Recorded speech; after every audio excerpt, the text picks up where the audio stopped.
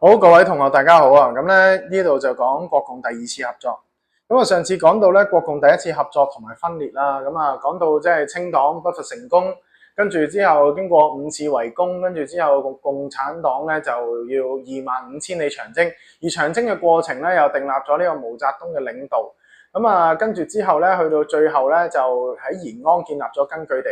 咁但係同時間咧，其實中國咧除咗內憂喺度內戰之外咧，亦都有外患就係日本侵華。咁所以啦，喺呢個咁嘅情況底下咧，國民黨同共產黨佢哋兩者嘅關係咧，有冇一啲嘅新嘅轉變咧？咁啊，而我哋即係讀歷史，我哋知道啦，就係之後佢哋有第二次嘅合作。咁究竟第二次合作我哋要點樣讀？我哋點樣理解呢個課題咧？咁樣咁首先我哋就要理解啦，就係第一就係嗰個合作嘅背景。首先最主要就係話當我哋即係其實講真，共產黨同國民黨佢哋真係嘅仇咧係好大，因為點解咧？即係清黨啦、殺人啦，咁啊即係你死我亡嘅一個情況，即係逼到共產黨要走去呢一個25000里長征。咁而當時咧，共產黨同國民黨咧，即係大家都覺得冇可能合作，但係有個問題就出現啦，就係原來咧有個敵人，就係北方咧，東北方面咧就有呢一個日本嘅侵華，係啦。咁所以啊，當時啲人喺度諗啦，究竟應唔應該中國人繼續打中國人咧，定係我哋中國人應該要合作一齊打返日本人？即係呢個就係一個當時嘅問題。好啦，咁我哋講講日本侵略嘅背景先。咁啊，日本侵華我哋之後會詳細講，就係講呢一個嘅即係抗日戰爭嘅時期。咁啊，1930年代啦，咁就日本咧就趁住中國分裂，咁啊點解其實佢要炸呢一個張作霖？張作霖唔係幫佢嘅咩？就係因為佢唔想咁快俾國共合，即係咁快就完咗呢件事。佢希望中國係繼續分裂嘅，咁所以咧就可以乘虛而入啊嘛。咁所以啦，就趁住中國黨派分裂、內戰不斷嘅時候咧，製造侵擾事端，咁啊加緊呢個侵略中國。咁啊，例如918事變、128事變、偽滿洲國嘅成立。咁918同埋128咧，嗱，其實呢兩個課題要一齊讀嘅，即係咧抗日同埋呢一個第二次國共合作。因為點解咧？因為嗰個策略或者係嗰個時間嗰啲嘅史實咧，基本上係一樣，即係我哋係講緊同一樣嘢嘅。咁所以你嘅概念上面你應該要清楚。918事變係邊咧？就係當時咧，即係中國嘅東三省被侵佔，被日本侵佔，而東三省嘅主事人咧係邊個咧？就係張學良。咁啊，當時張學良咧就即係聽呢一個嘅蔣介石講啦，究竟對唔對抗日本啊咁樣？咁啊，蔣介石就落咗個 order， 落咗個命令，就話不抵抗，跟住之後退兵。咁啊，當時張學良咧，因為佢故鄉嚟㗎東北。咁啊，所以咧佢就即係只能夠聽呢一個蔣委員長講，咁啊即係就俾人哋譏諷佢係不抵抗將軍。咁跟住128咧就係日本咧就侵佔上海，係啦上海。咁啊，但係上海係好多列強嘅領地嚟，咁所以咧最後咧上海咧就即係佢唔能夠得逞，但係簽咗一啲嘅條款，非軍事化咁嘅情況。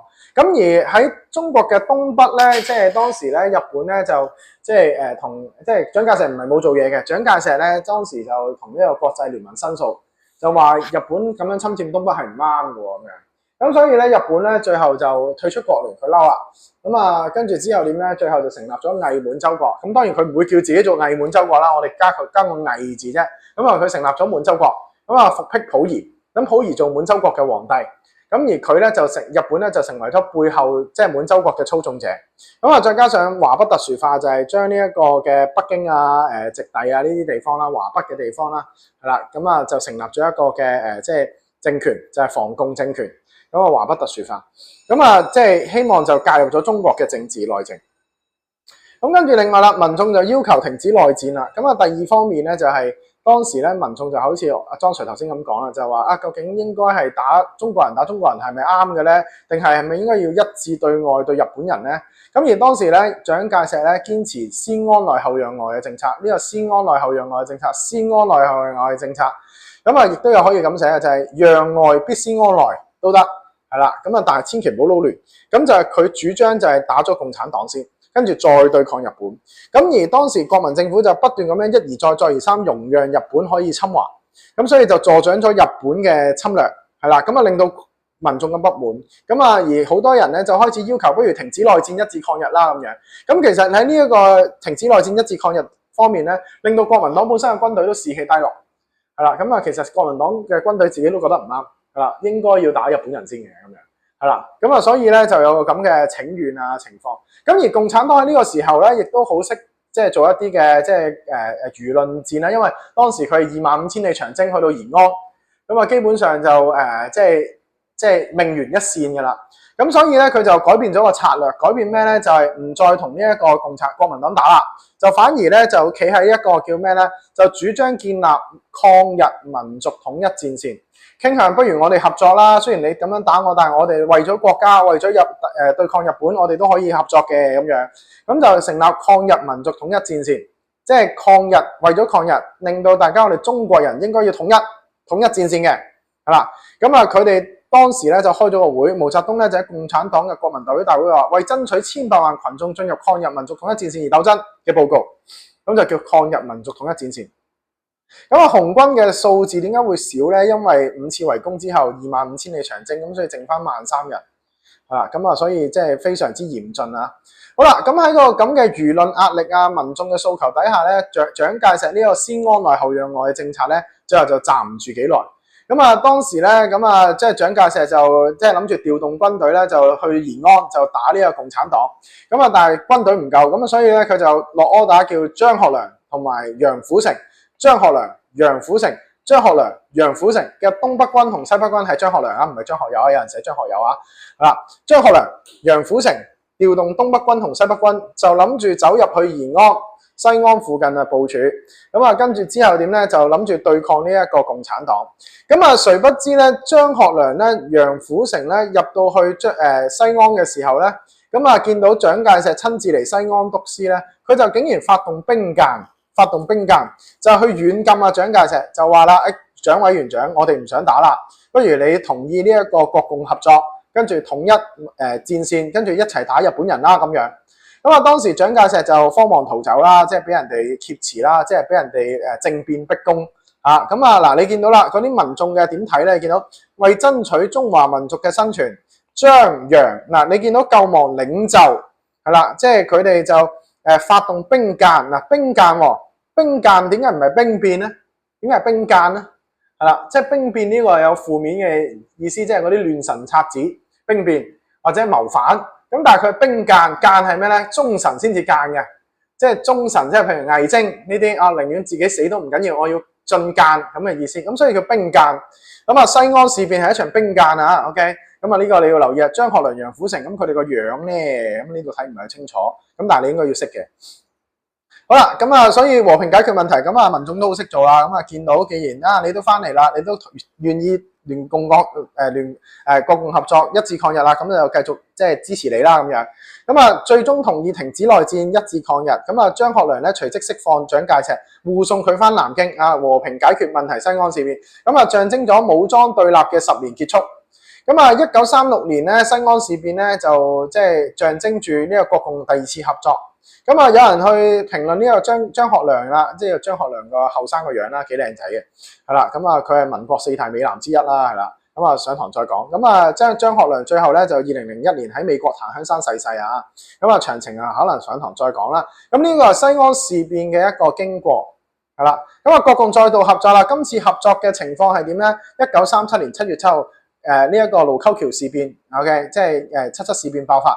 咁啊，國共咧就即係共產黨就發布呢個共赴國難宣言，就願意接受國民黨嘅指揮，即係政府嘅編核。咁就跟住之後就接納佢哋成為咗紅軍咧，就成為咗第8路軍，同埋紅軍游擊隊咧就成為咗新四軍。記住係第8路軍同新四軍。咁從此咧就象徵住第2次合作，共同抗日。咁啊，共赴國難宣言。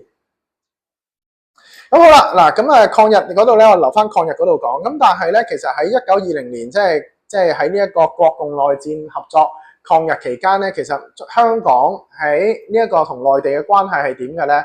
咁啊，呢度我哋盡快可能高呼一次啦。咁啊，講講先。第一就係香港究竟發生咩事？香港係殖民地，香港俾英國人管治。咁而當時咧就發動咗海員大罷工啊！咩嚟嘅咧？就係因為嗰班嘅海員咧，佢哋就覺得同呢一個洋人同華人嘅薪酬有啲唔同，個待遇唔同，所以就發動罷工絕食，希望加薪。咁但係理論上呢件事本身係香港嘅事嚟嘅，咁但係點解同內地有關咧？因為當時咧廣州軍政府孫中山嘅，佢就派人嚟支援香港，覺得應該要即係令到即係呢一個海員罷工，即係應該要解決呢個問題，咁就同呢個海員工會談判啊咁樣啦，咁啊拆走咗工會嘅招牌啊，咁最後咧港英政府咧竟然咧就即係阻止工人咧就返廣州，同埋下令廣九鐵路停駛，咁跟住之後咧就甚至咧就喺沙田呢個地方咧軍警就開槍射殺，令到5死7傷，所以發生沙田慘案，咁啊令到咧呢個社會事件咧令到當時嘅經濟慘悶。咁啊，罷工最後個結果係點咧？就係因為廣州軍政府調停出面，咁啊跟住另外咧就同呢一個嘅港府協商，咁啊最後咧解封工會歸還招牌，跟住之後撫恤呢個沙田死難者，係啦，咁啊歷時咗56日，咁所以反映咗當時咧廣州軍政府咧同香港嘅民眾咧係有好緊密嘅聯繫。咁另外省港大罷工啊，就1925年，咁啊當時咧就有呢一個嘅即係日本紗廠殺害咗一名即係中國工人咧喺上海。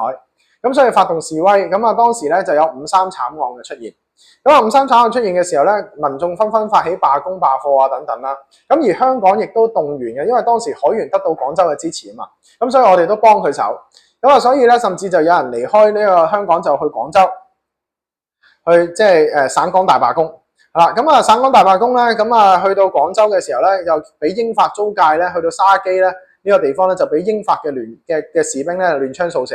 200幾人死亡，咁啊發生沙基慘案。咁啊香港得知呢個消息之後咧，就群情洶湧啦，甚至省港大罷工咧，罷工人數去到25萬，啊聲援即係呢一個嘅省港大罷工。咁而另外咧，省港兩地咧，因為我哋香港係英國殖民地啊嘛，咁所以當時咧香港咧就即係醖釀咗一啲嘅對港英政府嘅抗議。咁而當時咧省港罷工委員會咧就開始咧就對即係喺廣州嘅政府支持底下咧，對香港進行經濟封鎖，咁就唔俾佢省港兩地嘅交流貿易交流進行，咁所以令到港英政府最後屈服啦。最後咧罷工咧就結束，係啦。咁啊，另外咧國民政府亦都從此咧就全力就展開北伐，咁啊一年零4個月省港大罷工結束，咁就反映話俾你聽，當時咧中國同即係香港人咧其實好有緊密嘅關係。咁啊呢2次嘅罷工講完啦，咁我哋咧即係都了解到我哋下次會講呢個抗日戰爭同埋日本侵華啦。係啦，咁啊我哋講咗第2次國共合作同埋香港同內地嘅關係啦。嗱，如果唔明段片嘅話，翻去今次講嘅語速比較快，咁啊如果唔明嘅聽多幾次或者較慢啲嚟聽啦。咁啊想了解多啲或者有問題問嘅，可以翻嚟學校問莊 Sir，多謝。